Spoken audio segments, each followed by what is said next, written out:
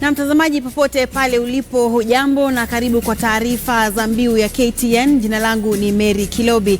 Tumekuandalia taarifa mbalimbali mkiwemo taarifa ya KANU kutembelea tume ya IEBC, lakini hayo ni baadaye. Kwa sasa tuangazie taarifa zinazomhusu seneta wa Bungoma. Mahakama Kuu imeongeza muda wa kuzuia shirika la habari la BBC kutangaza taarifa inayomhusisha seneta wa Bungoma Moses Wetangula na ufisadi.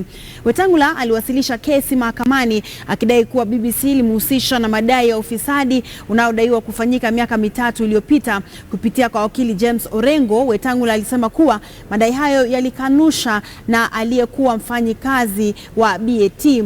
Orengo aliambia mahakama kuwa Wetangula aliharibiwa jina na BBC katika kipindi chake kinachojulikana kama Panorama, ambacho kiliashiria kuwa alinunuliwa tiketi ya ndege na mkewe.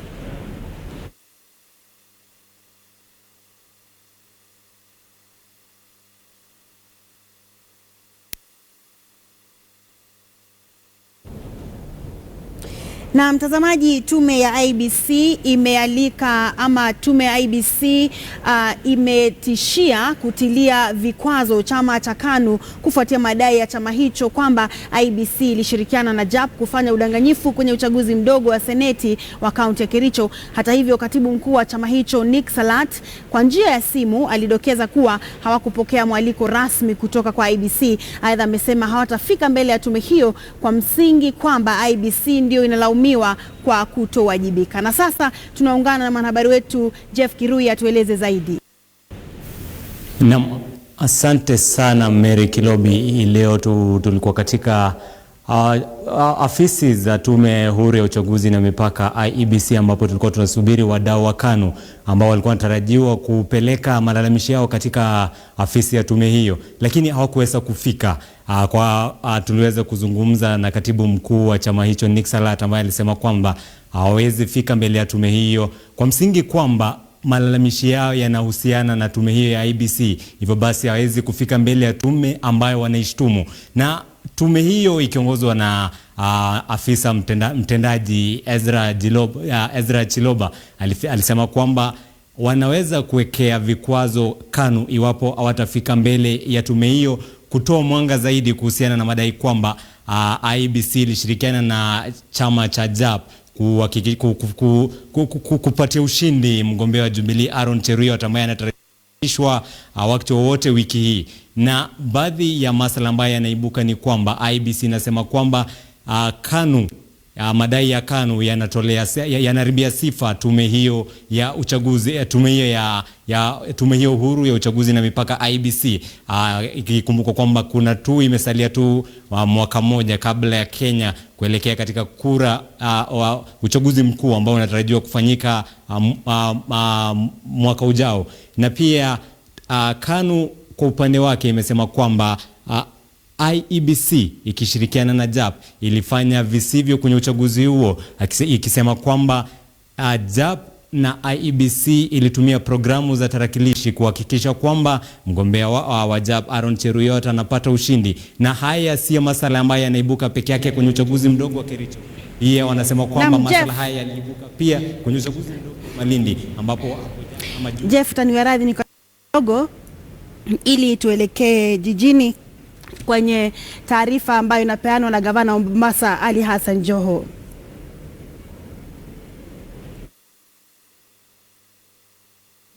Entails. Yeah, it's very simple. Basically, this is the period. Even if I don't read the water and highlight it. No. I don't think people will be interested in the legality. Okay. You read your political statement. Then very well. Very well. Tuko tayari? But you're going to make it available. Yes. Yeah. That's right. Yes. Are we ready? Unajua inawapiga huko. Paka waseme unajua they have to put on microphones and everything. Okay, let me first of all begin by apologizing for delaying a little bit. We're just finalizing on the statement that we are about to deliver. For about a month now, since a by-election was declared in Malindi, I have been at the center of state-sponsored machinations targeting me individually and businesses linked to me. These acts that amount to persecution, intimidation, and blackmail have taken more dramatic and scary turn after the by-election.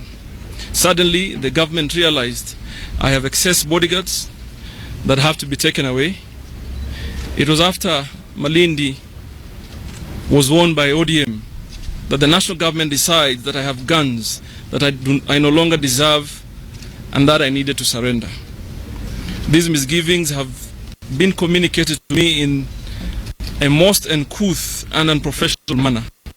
Interior Cabinet Secretary, Mr. Joseph Kaiseri, Mr. Nelson Marwa, the Regional Coordinator for Coast, have chosen to speak to me through press conferences. Serious reservations on this manner of conducting critical matters of states. I will leave the matter of guns to go through legal process that we have instituted in the hope that we can return some decorum and professionalism to chest thumping and threats that national government wants to call debate. I, however, wish to address more fundamental issues that I believe are at the heart of this grandstanding by the Interior Ministry and that remnant of the old order of provincial administration. Fundamental abuses took place in the Malindi by-election that Mr. Kaiseri must address and which the Jubilee regime is trying to cover up by using made-up stories about guns and bodyguards. Military personnel, complete with armored personnel carriers, were visibly present in Malindi. Mr. Nelson Marwa was in charge of national government security agencies that blockaded Malindi. The Interior Ministry presided over a major scaremongering campaign. It supervised the blockade of Malindi with military personnel and tankers. This has never been seen before in any by-election. Just before the elections, the Interior Ministry came up with a tale that Mungiki and other terror gangs were regrouping. It was part of the scaremongering that will certainly re-emerge in the coming days to justify a crackdown on opposition, supporters, and leaders. A civilian election and a supposedly civilian government being supervised by military is a massive contradiction.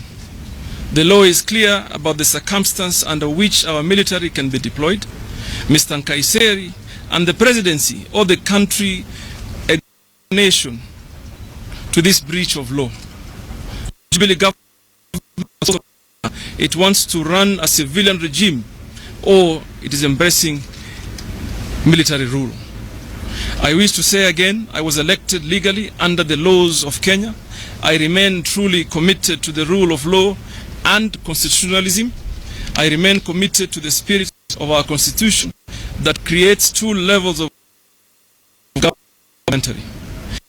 I of one level of government recognized by the constitution. I also remain deeply committed to the spirit and ideals of my party ODM, where I remain a deputy party leader. I will never betray the ideals and principles of my party.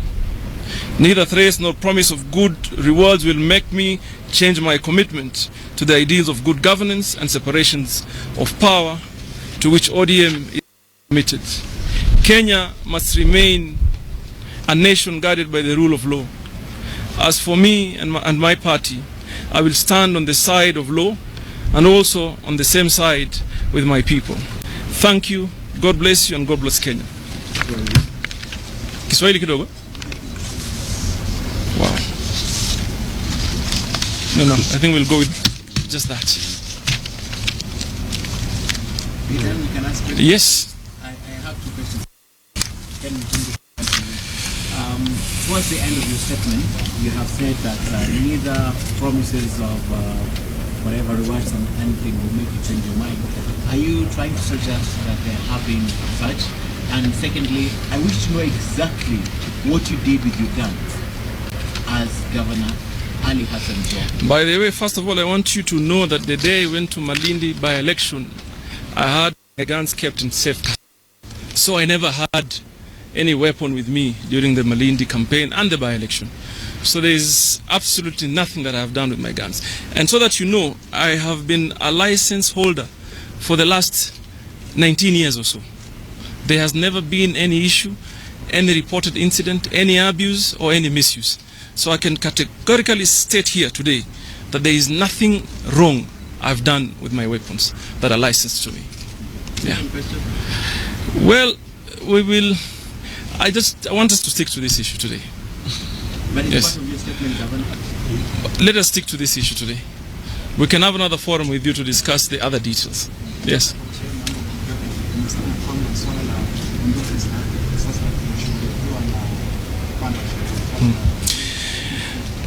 Sheria inasema hivi. Sheria inasema kwamba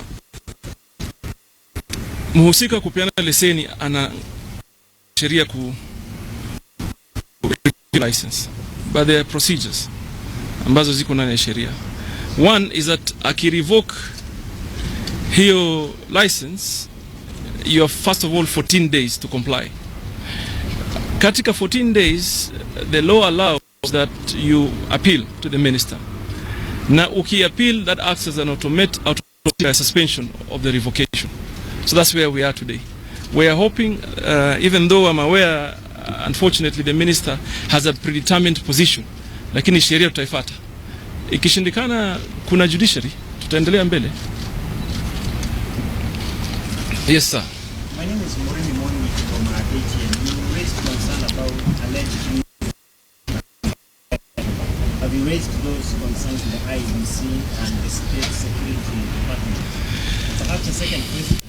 You did mention about alleged treatment of other perhaps could you give us a clarification? Well, that's what I said. National government did through Nkaiseri and Marwa. In fact, Marwa was very clear on his statements that the illegal groups regrouping to come to Malindi particularly, and that for us was part of the scaremongering, so that they could use excessive force like that it happened in Malindi, and therefore that question is better placed or can be better answered by those that issued those statements initially. So. Okay. Asanteni.